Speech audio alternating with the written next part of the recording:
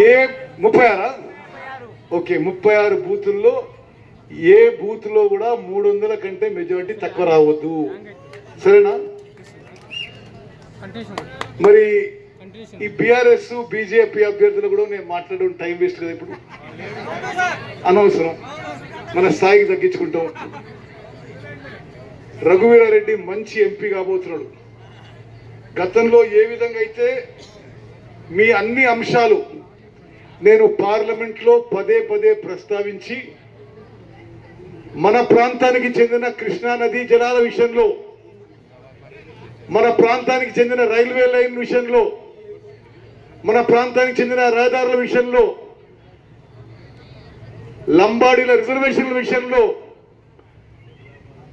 Railway line విషయంలో, అన్ని విషయాల్లో ఏ విధంగా అయితే పార్లమెంట్లో ప్రస్తావించి మీ సమస్యలు కేంద్ర ప్రభుత్వం దృష్టికి తీసుకొచ్చి కొంతలో కొంత న్యాయం సాధించడమో, నా తర్వాత పార్లమెంట్ సభ్యుడు కాబోతున్న రఘువీరారెడ్డి నాకంటే మెరుగ్గా, నాకంటే బెటర్ పెర్ఫార్మెన్స్ గా మీ సమస్యలు పార్లమెంట్ లో వినిపిస్తాడు. కేంద్ర ప్రభుత్వంతో కొట్లాడి మీకు కావాల్సిన విషయాల్లో న్యాయం చేస్తారని చెప్పి నేను మీకు మాటిస్తున్నా.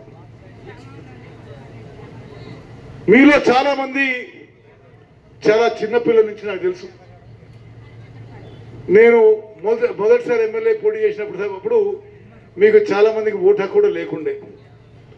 మరి మేము కలిసి ఎన్ని కష్టాలైనా నష్టాలైనా ఎన్ని అవమానాలు భరించినా కలిసి ప్రయాణం చేసినాం. నిజంగా మీ గుండెల్లో మాకు స్థానం ఇచ్చినందుకు మనస్ఫూర్తిగా ధన్యవాదాలు తెలియజేస్తున్నా.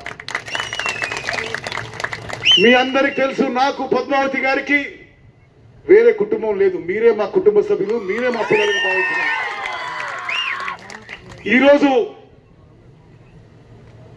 గతంలో చాలా కష్టాలు అనుభవించి, చాలా నష్టాలు అనుభవించి, చాలా అవమానాలకు గురి ఈరోజు మరి కొంతలో కొంత మెరుగైన స్థానంలో ఉన్నాం. పులిచింతల పునరావాస కేంద్ర నిర్మాణంలో R&R సెంటర్స్ లో తహసీల్దార్ నుంచి ముఖ్యమంత్రి కిరణ్ కుమార్ రెడ్డి, ముఖ్యమంత్రి రోసే వరకు పదుల సంఖ్యలో, వందల సంఖ్యలో మీటింగ్లు పెట్టించి ప్రతి గ్రామంలో ప్రతి కుటుంబానికి న్యాయం చేసింది మీ ఉత్తమన్న. ఈరోజు పులిచింతల R&R సెంటర్స్ జూబిలీస్ లో ఉన్న కాలనీలా ఉంటాయి.